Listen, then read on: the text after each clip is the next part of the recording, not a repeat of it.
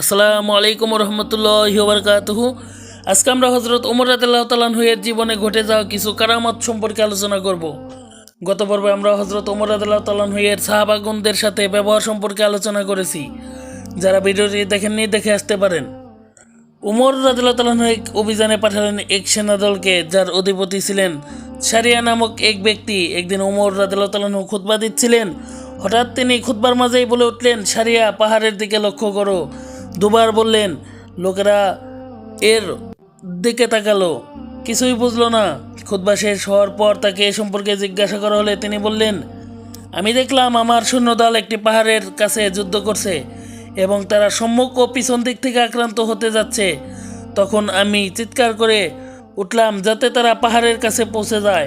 কিছুদিন পর সারিয়ার বার্তাবাহক খবর নিয়ে এলো যে ওই দিন জুমার সময় পর্যন্ত তারা যুদ্ধ করে যাচ্ছিল। হঠাৎ সে সময় তারা চিৎকার শুনতে পেল, সারিয়া, পাহাড়ের দিকে লক্ষ্য করো। দুবার শোনার পর আমরা পাহাড়ে পৌঁছে গেলাম আর আল্লাহর ইচ্ছায় বিজয় লাভ করলাম। যখন মিশর বিজয়ী হলো, লোকজন আমর ইবনুল আসের কাছে এসে মাসের প্রথম দিন তারা তাকে বলল যে কোনো কোনো বছর নীল নদে পানি থাকে না। তখন তারা কোনো সুন্দরী মেয়েকে সাজিয়ে নদীর গর্ভে নিক্ষেপ করে মাসের একটি দিন, বিশেষ দিনে তখন নীল নদে পানি প্রবাহিত হয়। শুনে আমর ইবনে আস বললেন, এটা কখনো ইসলামের হতে পারে না। ইসলামে সব রীতিনীতিতে নিশ্চিহ্ন করতে এসেছে। তারপর তিনি উমর রাদিয়াল্লাহু তাআলা আনহুকে চিঠি লিখে সব জানালেন। উমর রাদিয়াল্লাহু তাআলা আনহু তাকে একটি চিঠি দিলেন আর নির্দেশ দিলেন চিঠিটি যেন আমর নীল নদে ফেলেন।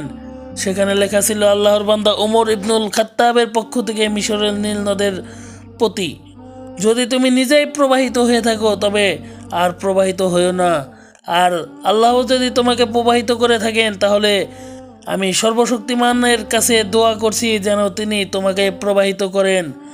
বিশেষ সেই দিনটির পূর্বেই চিঠিটি নীল নদে ফেলা হলো।